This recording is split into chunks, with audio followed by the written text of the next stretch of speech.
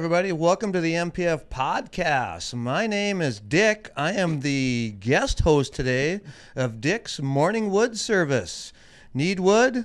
We got it for you. And I am Levi Nordstrom, college student majoring in communications and ECU. I did not dress up for Halloween, unfortunately.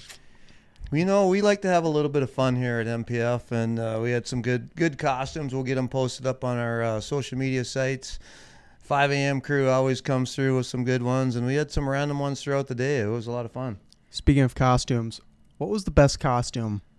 Oh, man. I mean, besides mine, Riley dressed up as one of our other 5 a.m. clients, Brian, and it was so funny because she was doing basically all of his mannerisms, and it took him 30 minutes before he figured out that she was dressed up as him, and that was probably my favorite. That was fun. Very interesting. So, are you going trick-or-treating tonight, or is that in the works? You know, I do not plan to go trick-or-treating. Probably going to hand out a little bit of candy until I get to the point where, I am sick of it, and then I will lock my door and put the bowl out, and feel free to come take the bowl and the candy and everything. I really don't care. Take one or take one bowl. You do. Yeah, exactly. If it says please just take one, you just assume that means take one bowl and take the whole thing. How about you? Are you going to go trick-or-treating? I do not plan on it this year, unfortunately. But I was just thinking, random thought here. I don't think there's any game for Friday. You know how there's been the Vikings played a Halloween that one time? Yeah. There is no game, I guess, because it's Friday. It just didn't really cross my mind. So Maybe there's a college game. There's a Halloween college game, but yeah, it's always kind of fun to watch an NFL game on Halloween and see everybody dressed up in the stands. That's unfortunate. But what's not unfortunate is what we're going to be talking about today. We've got kind of two topics. We're kind of mashing it up today because I don't think one of these really would take the distance of a whole podcast. I don't think it would go super long. And I thought both of these would be really fun to talk about. So today we'll be talking about the worst fitness advice we have ever heard. And along with that, we're going with what your workout playlist says about you. Now, there might be some controversial takes here. And I want to hear your thoughts in the comments below if you agree with what we say or if you disagree and why. I even asked a couple people here what the worst workout advice was, and I'm very curious on what you have to say. But I'm going to start off with one of my own, and that is warm-ups and stretching aren't that big of a deal. Well, I would definitely, if we're going into the old myth category, that would be a false statement. As we get older, warm-ups and stretching are even more of a bigger deal. I will fall into this category once in a while where, hey, I'm just like everybody else. I'm in a hurry. I got stuff to do. I got a lot of wood going on, so I got to take care of it. And so I probably won't stretch, and I'll just get into the workout. That's not always a good thing. Thankfully, I've been very fortunate where I pretty rarely will pull a muscle or anything like that. So I've been lucky that way. But, the warm-up and the stretching is very important. And I think that, when we're getting rolling, we're going to spend, a good 5 minutes of going through some stretches, start out with some static stuff. But even though when we do static stuff, it's not we're not holding your stretch for 30 to 45 seconds. So I would call a lot of our stretches an active, static, active, dynamic type stretch. And then we will crank it up a little bit towards the end with trying to get the blood flowing a little bit more, get that heart rate up before you get into that cardio, and then you're ready to go. Now, this could fall under some poor fitness advice, but I'm actually very curious about this when it comes to static versus dynamic stretching because I've heard of both. What I gathered was dynamic stretching is what you want to do when you're starting to ramp up. Yeah. Static is ramping down. Yeah. Is that necessarily the case, or is it, like you said, static stretching can be done before as well? Well, and like I said, we don't do a true static stretch. All right, if we talk about some of the research, actually my master's thesis was really looking at the effects of PNF stretching and dynamic stretching and its effects on vertical jump. And what we found was there was no effect on the vertical jump performance in male or female. We had 65 subjects go through it. They were all athletes at NDSU. This is back in 2005, and it's actually pretty cool going through and reading research and literature, and you see your research actually in the PubMed journals. But with that being said, the PNF stretching wasn't a true static stretch. Mm-hmm. It's more of an active type movement, so that really didn't surprise me a whole lot. I do like to utilize the static stretching after, where we're going to hold that position for at least 30 seconds. And it could be as long as 45 or a minute. Typically, I'll do 30 and go through a number of different variations of that. It just helps, you're right, it helps cool down, but your muscles are warm and they're pliable. So that is the best time to do that static stretch. Now, the challenge is actually getting your clients to do it. Mm-hmm. Because for the most part, it's like, hey, I'm done with the workout. I got to get going. Mm-hmm. And that makes it hard. Now, going back to your 2005. That's a long time. That's 20 years ago already. Holy. Did you use AI to construct your thesis? I did not use AI. Oh, okay. I did not. Didn't know if it was a thing back in the day. Yeah, there was no AI in 2005. When it comes to ramping up for a big workout, how much do you want to focus on the muscle groups that you're specifically targeting compared to, like, let's say it's an upper body day? How much do you want to warm up when it comes to just anything in regards to your lower body? Like, how important is that? Well, I think that you want to spend, let's say, 5 to 10 minutes. Now, a lot of times what we'll do is we will warm up and we'll do our cardio first. Mm-hmm. So then now we've got that heart rate pumping, we got the blood pumping, the muscles are plenty warm. And then when we get over to the strength side, we don't need to spend as much time with a warm-up progression per se as far as the weight side of it. For example, today I did the lifting first. I needed to go a little earlier. It was kind of between groups. And I spent about 5 minutes doing some rotator cuff warm-ups. Mm-hmm. Shoulders are getting a little rickety per se. They're not moving as well, so I wanted to work on firing up the rotator cuff.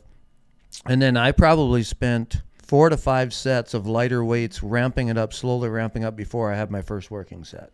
It just takes a little bit longer. It takes a little longer as we get older. I didn't do that cardio warm-up before, so I wasn't, sweating or anything. I was going into it pretty cold, but doing that, feel pretty darn strong. So I would say you need to spend, 5 to 8, even upwards of 10 minutes of slowly ramping up before you hit that first working set. Going back to when you said your shoulders maybe not feeling or moving as well, mine aren't doing the best today. Oh, what happened? So I had my dad, I'm not sure if you're familiar with him, he constructed a lift for me yesterday, and I did this lift for my fitness class where we did a group workout at the wellness center, and we kind of almost tested like how well does working in a group translate to fitness. And it was a treacherous upper body lift, to say the least, especially not having lifted in a while. I mean, even my quads and hamstrings, even from that one little superset of reverse lunges and RDLs, Yep. Even those got me a little sore. So it was good to get back in the weight room. And speaking of lifting, I have a little protein drink today. So I went with the Nuri strawberry milkshake, which was something you recommended, and I actually really enjoy it. Compared to like some of the other protein drinks that I've had in the past, you don't necessarily notice the protein as much. The flavor's not as strong, but I'd say it's really good, honestly. That's interesting. I had a chocolate one. I thought it was fine. It was okay. I like the pure protein a little better, but my favorite is the dynamic whey protein from Nutridyne. I really like that. It almost tastes milk, like it's like a strawberry milk to me, which in the past I haven't really liked strawberry milk. I was going to say you didn't really care for that when you were a kid. But I actually really enjoy that. I like the subtleness of it. So anyway, you're a little sore is what you're saying. I am very much sore.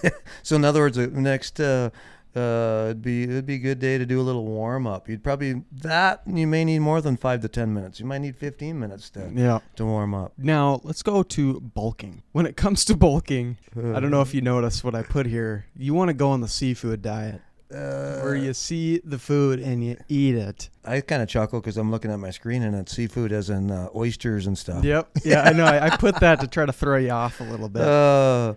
So that is interesting. I would say there's a little bit of yes and no on that. If you are trying to add weight, that means you need to take in more calories than you are utilizing to an extent. You don't want to go too crazy because otherwise you're going to add too much fat weight and you don't want to do that.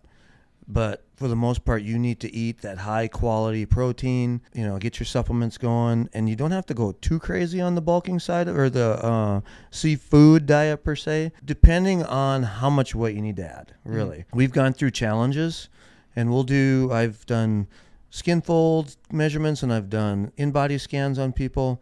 And we've done fat weight loss challenges, and I've had clients gain muscle mass while they're on those diets, and they are not on a seafood diet. They're just eating more protein, better quality food, and focusing on their workouts a little more, and actually gaining muscle mass at the same time as losing fat weight. And that's what's cool about always doing the measurements.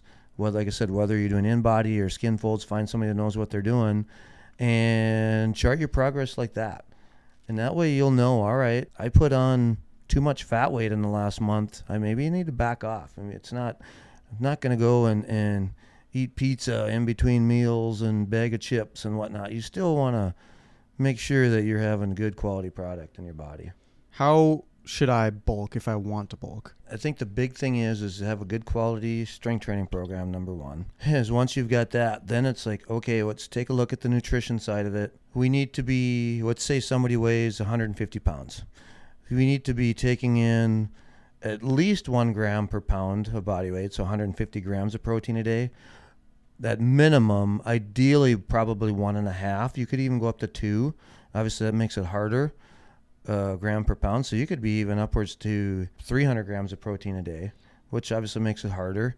But with that being said, it's not that we would want you to take 3 of those Nutri shakes. We'd still probably want you to stay with 1, and then the rest of it's coming from good quality meats and so forth, and then go from there. So I think that's the biggest thing is a good quality strength training program with some progressions there, and then utilizing supplements but not abusing supplements, and then focusing on that good quality protein source and vegetables. And you need to be able to recover too, vegetables and fruits, and you need to have some carbs as well in there. When we're talking about strength training, let's talk about the fact that form does not matter. Oh, jeez. Well, that would definitely be false. That's a good way to get hurt in the gym. I've thankfully we've got clients here. Like I said, we control everything that happens in the gym, so we're coaching and we're making sure people are doing it right. But I definitely have witnessed, especially probably some of the younger folks that come in, if you're not coaching them up and they're coming from a background where they had 50 kids in the weight room and just not getting coached. I've watched one the other day. He was doing trap bar deadlifts, and it was like he was bouncing that bar off the floor so hard it was almost up to his knees before he had to pull anything. And it's like, whoa, slow down. I mean, that's a good way to, get a back injury or a knee or so forth. So that is definitely a false statement. You need to be able to do things right. Is there proper ways to cheat, per se, on the last rep or two? Sure.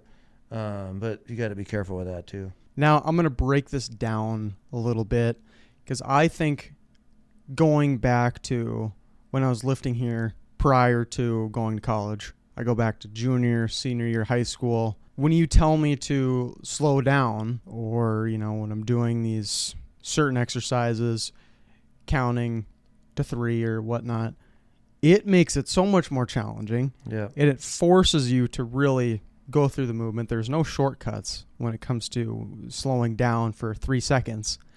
So what I would recommend is if you want to get stronger, slow down, focus on the movement, and also form does matter, obviously. And when it comes to power cleaning or any sort of clean, even if you get it fully cleaned and picked up, without that strong base, you're not going to be able to add weight. Yeah. Yeah, the form might not be the greatest, and you still be able to get it down, but when it comes to adding weight, it's going to be a lot more challenging in the long run. Yeah, I mean, if we're talking Olympic lifts, I mean, there's so much more technical, and that really all comes to your start position. Getting a good start set up, and then that initial pull is not a jerk off the floor. You have to control it, and then once you hit knee level, right above the knees, that's when the hip and the power comes into play.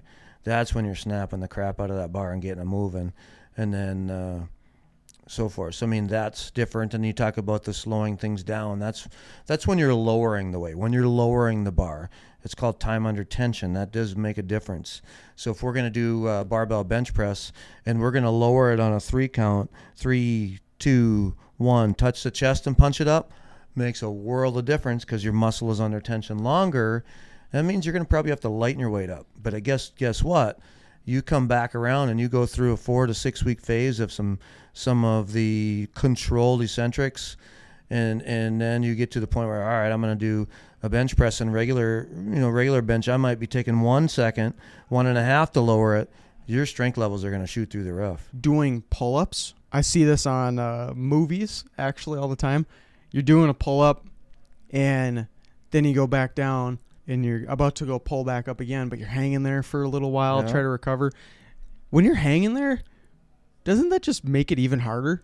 Yeah, I always think of that. You're wasting time almost. Your muscles are working to hang on. It's just an isometric hold, and you are definitely using a lot of energy to stay there. And then if you're doing just like a regular pull-up and you're coming all the way through, you're getting full extended, you don't want to really spend a whole lot of time on the bottom either, because you're going to fry out your grip strength, which is great. I mean, you're going to work on grip strength too.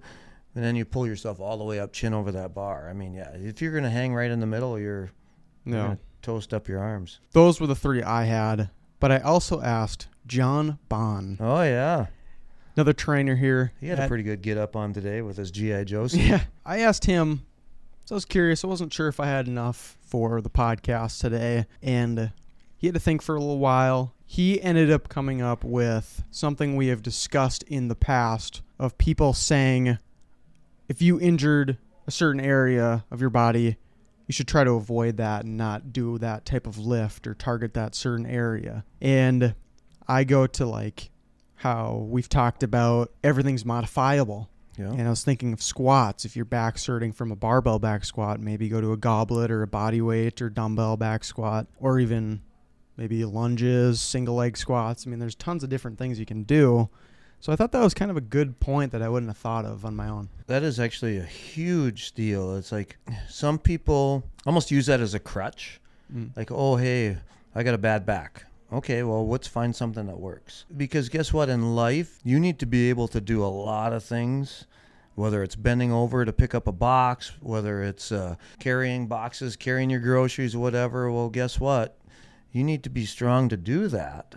And if it's like, oh, hey, I got a bad back, I can't do this, that, and the other thing. Okay, so let's figure out what can we do.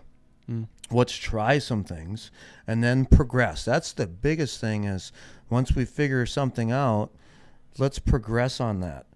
It's not, oh, let's max out and see what we can do. And I think that, I mean, that's huge. And same thing with shoulders. I can't barbell bench press because of my shoulders. Okay, well, let's start with dumbbells. Let's do one arm at a time. Let's do alternating dumbbell bench press. Let's do, we can come up with many different versions of exercises to get somebody progressed along. And to be honest with you, for the most part, what I've seen is if that person sticks to it, they'll be able to eventually go back and do a barbell squat or a barbell bench press because there's some muscle imbalances there, and you figure it out and you start working on those imbalances, and then boom, you're back and rolling. That also can kind of go back to the point where form is very important. Correct, yeah. You might have a bad back because of poor form on a back squat. Yeah. So I feel like a lot of these could kind of tie together. But do you have any fitness advice that you heard that was just terrible? That's a great question. And I think when you talk to John, I totally agree on that one. That one that annoys me. And I think that a lot of that comes from probably a doctor telling them, don't do this, don't do that. And they don't have any experience with, they're probably used to somebody just going to a gym and doing their own thing and not having a professional actually help them. And so that does get annoying. And for the most part, that's gotten a little bit better. Like the physical therapists out there have gotten better. They're not going to just hold you away from things. They're going to find those exercises and progress you along and then refer you to the right gym. So physical therapists and chiropractors, they've all gotten better with that. And even the doctors have too. I think they realize that our society is so, where's the easy button? I don't really want to work that hard. And so that definitely is probably one. I would agree with John on that one. That one's quite annoying. I mean, you had some great ones. I think the seafood diet is a big one. And I honestly know I've done that before, especially earlier on with younger athletes, whether it's a college athlete or what, and you're like, holy crap, I know I've got to get 15 pounds on this kid in a matter of 6 months. How the heck am I going to do it? I'm like, all right, well, you're going to have to, they're not going to count their macros. So it's like, you're going to have to start eating, start going to work, and don't worry about what you're eating and make it happen, because I know I'm going to work the crap out of you in the weight room, and we're going to get there. So those are great ones, and off the top of my head, can't really think of any other one that sticks out. But, just keep her going, and not all gyms are the same, I can promise you that. Increasing proportions, I would say, is a good idea when it comes to bulking. Yeah. That's a safe way. You're not going to be, as long as you're eating good stuff, you're having steak, just have a bigger piece of steak. I mean, as long as you're eating more food than what you're used to, you should be able to put on some weight. Yep, for sure. Let's get into the other side of the video. What your workout playlist says about you. This is going to be fun. I kind of went generalized, and I'm going to let you go into more specific detail, because I know you play a lot of different variety of music here, so you might have a better feel. But starting off with rock playlist. What I put down for how I feel like a rock playlist person would look like is in their 40s, maybe early 50s, and they're still trying to give it. They're still trying to go full speed, working out like they're still practicing to make the football team. And that's what I think is happening. I think there's AC/DC playing, Thunderstruck. They think they're playing for the Bison still, back in their heyday. Potentially at a risk to pull a muscle. So you're talking about me? Yeah. Yes, I would concur on that. The rock playlist. If I am going to choose one genre, it is going to be rock and roll. It's probably going to be pretty high speed, older rock, newer rock, AC/DC, Guns N' Roses, Shinedown, Slaughter, Rat. I mean, we're going to put the hammer down, and we're going to friggin' go. Yeah, I mean, and then I pay for it for 3 days. Yeah, I feel like there is almost two subsections. We got the classic rock, and then we got the hard rock. I feel like the hard rock is a little bit more widespread. There's different age groups that might listen to hard rock, and those people are probably trying to get their max in. They're on the bench press, trying to get one last rep in. But you want to know something? I think we've talked about this. I like the music in the background. I like to listen to it before I train, but I rarely hear it when I'm working out. If I am on the bench press, I do not have any idea what's playing.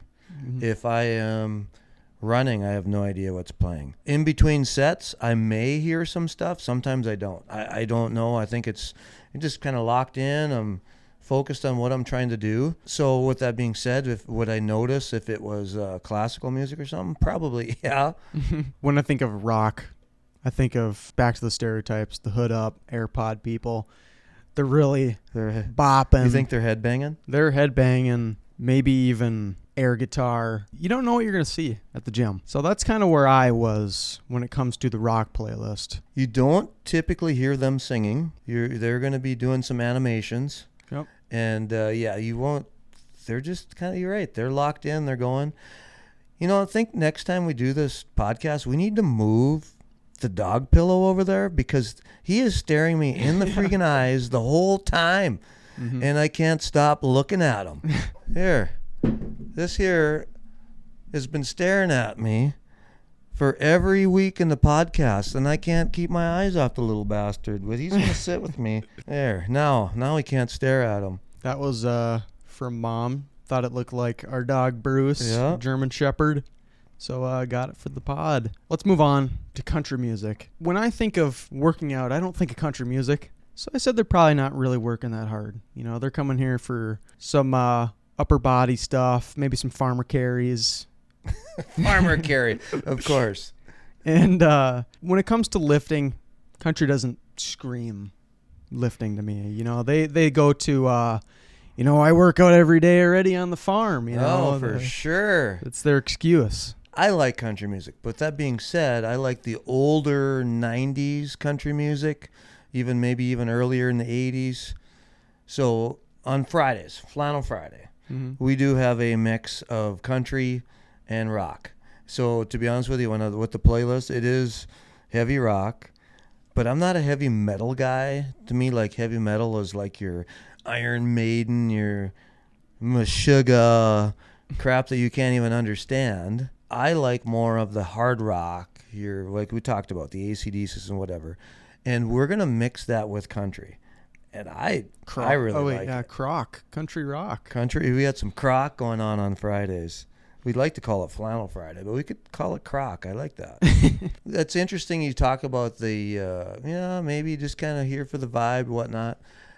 I could see that, but I also see like some people, there's a handful in here, not a ton, a handful that just love country music, and they want to hear some country music on Friday, and that kind of perks them up, so I'll definitely throw music on to get them going. But I don't know, like I said, that doesn't really bother me either way. It's time to talk about some rap. Oh, jeez. Rap Really? music. I think to younger adults, maybe some teenagers coming in, got their hard rap going on. They might be freestyling. Probably. But, it's funny you say that. I'm going to have to poll the kids because there's a handful of athletes that come in here with one earbud in. Mm-hmm. And I don't know why there's only one earbud, maybe so that they can hear me or hear us talking. I'm going to have to kind of get a vibe for what they're listening to, but I would be willing to bet it is rap. Mm-hmm. And I would be willing to bet that I can't understand one thing they're saying. Yep. And I'd also be willing to bet that there's a cuss word every 3 words. I don't get it. I think we should ask some more people around here for some ideas for future podcasts. Maybe some polls. That'd be kind of funny. Now, when it comes to rap, what type of rap do you enjoy? There's got to be some rap. I like the older rap. Once again, kind of back in the 80s, 90s, it'd be more like your Sir Mix-a-Lot. The newer stuff would be, I don't mind some of the Eminem stuff. Some of it I think is kind of BS, but some of it I like. Snoop? They're probably Snoop. Yeah, he's got kind of some interesting stuff. Probably most of the rappers are dead that I listen to. They probably were West Side, East Side, bang, bang, shot each other up. It was weird. There was a bunch of them that, they got into some gang fights or something. You're referring to Tupac? Tupac, he did. Yeah. How about you? I've never been a rap person, ever. I don't listen to any rap. I mean, I guess it depends. What's even a younger rap musician? I have no idea. There's plenty of different rappers. That are you alive. get like Drake, I guess. Yeah. I don't think it's anything special. I only like Post Malone now because he got into the country. I agree. Stuff's good. Once he got in and started doing collaborations with country, it's like all of a sudden he just exploded. Mm-hmm. And I think he's a better country person than rap by far. I wonder if he's high 24/7. Him and Snoop probably hang out together. Kendrick Lamar. Yeah, I don't like him. Yeah, I don't know. There's some rappers, but I don't really pay attention. More of a country. Maybe some classic rock surrounded by it when it comes to the lake. We got rock going on when we're even golfing, Heck yeah. All the time. I don't know what kind of does that go to hip hop? Like what is some of the rap songs that I even have in that playlist? Like hippie hop dance, like your with like the Cupid shuffle.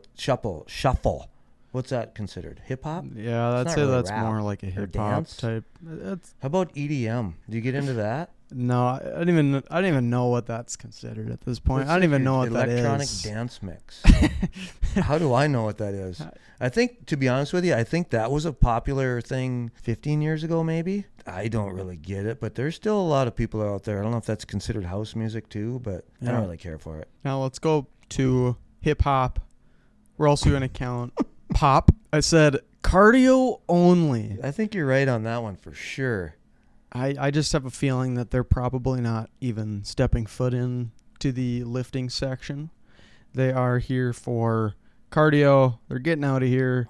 Maybe some Stairmaster. I don't really know. Maybe training for some sort of marathon potentially. I think you're right on with the hip hop. Yeah, they're just doing cardio. They really don't give a crap about the weights. And if they are, they're probably throwing them with step ups and then they're probably doing like 5 to 10 pounds. They'll do a step up and a curl and press, step up, curl, press. It's like step aerobics or something. It's like a Tabata type. Yeah. I could see a Tabata. I don't get it. I'm just maybe some jump rope in there, headband. I don't know. Rap, hip hop, for the most part, can go fly a kite. Do you have any other music genres or anything you want to talk about there? Well, the one that kind of cracks me up is some people get into classic rock, or not classic, classical. Oh. Like your music, there's a lot of people, and why are those people typically smart? Classical rock or classical music and intelligence seems to go hand in hand, and I don't understand that because I could care less if there was classical music, and I don't know. When I think of classical music, I always go back to royalty. I think of kings and queens. They got their little classical music, their piano playing in their mansion or castle, wherever they're at. Does it take them to a special place mentally? I just don't understand. I think back to I seen something about J.J. Watt. Before games, he would meditate to keep himself calm because he would get too amped up for games. So it's almost like in order to get your lift done, you almost have to slow down a little bit and think through what you're going to do. Think through your techniques, your processes. Slam down the barbell after you're done doing your clean. I think I should try that. Maybe doing a little more meditating. I mean, So on Thursday we had a client's workout. It was his 1,000th workout, and he wanted to bring back challenges for the Versa Climber and the bike. Mm-hmm. And I knew about it for a while. And the night before, I kept going through in my mind. I was calming down because I knew that I wanted to place real high on the Versa Climber because I knew I could do it. But I also knew, now that you say that, I didn't want to get too amped up because then it's like you start up so dang fast. You burn out and you can't keep going. So now that you say that, I can kind of understand that. I can do that without classical music. But yeah, you want to kind of focus on what you're doing. And, it's unfortunate with your injury in football because what I've seen with you is that you can focus on the techniques. You could focus on what you wanted to do, where when I played like my hair was on fire. Mm-hmm. And I don't know if that was just lack of understanding the sport. I just wanted to frickin' run somebody over, or good luck catching me. When it comes to football, one thing I noticed was pay attention to Justin Jefferson. Pay attention to certain receivers when they run the routes. They don't go full speed right away. It's all about tempo and timing. Tempo and timing. I like that. And it's all about understanding leverage. So when it comes to let's think about the red zone, that cornerback might have inside leverage because they don't want to allow you to get a slant and have a wide open touchdown. It's very common, a slant route right in the red zone for touchdown. So what you want to do is you first threaten the outside. So you threaten maybe a fade route, and then you cut back inside for a slant to make them think, oh, they're not going for the slant. They're going to get this fader out right over top of me. And then they panic, and then they turn around, and then you catch them with their leverage towards the outside. It's all about your timing and just understanding what they're thinking about. It's all about getting in their mind. That is interesting. I like that. So when I think about as an edge rusher, what I did, I was 190 pounds at edge rusher. Nobody would think that I would, blow them up or catch them off guard. Everybody think I just run outside. So what you want to do is you fake run outside. So you try to start with speed and then you quickly change your direction, catch them off guard, and go right into them. Yeah. So you just kind of have to understand what they are thinking you want to do and try to catch him off guard. That's how I think. Pretty of it. awesome. It's just like Luka Doncic as well. If you don't understand football, think about basketball where it's like Luka's not the fastest guy in the world. A lot of people make fun of his weight. Yeah, that's right. He's a bigger guy. Basketball is all about going at your own pace. If you're used to going slower, you got to slow the game down in order to feel comfortable. Because if you're used to going slow, then you speed up, you're not going to be able to make your shots because you're going to feel rushed. And so Luke is just a master at slowing the game down to his speed and his style, just like Nikola Jokic and all those other players. I do want to get into a shout-out. So I have a shout-out this week. Thought of it on the fly here. I'm going to shout out Charity Ross. Charity Ross. I guilt-tripped her into subscribing in order to tell her the video plan for the week because she was curious. So thank you for subscribing. Appreciate it, Charity. Any other notes before we end the episode this week? That was fun. I enjoyed having a little bit of fun, talking some serious stuff, and then, doing some educating. But, yeah, let's have some fun with that. It was a lot of fun podcasting today, and just want to let everybody know that Brad will be back next week, and appreciate Dick taking his time away from his morning wood service to host a podcast today. So, once again, thanks to Dick. Brad will be back next week. You're thanking yourself in like the second person right there. All right. Well, make sure you guys subscribe to the MPF podcast, here to give you good fitness advice every Sunday. Of course, make sure you like the video if you enjoyed and put a comment below of any questions you have, and maybe we will use them and shout you out in the next episode. We'll see you guys in the next one.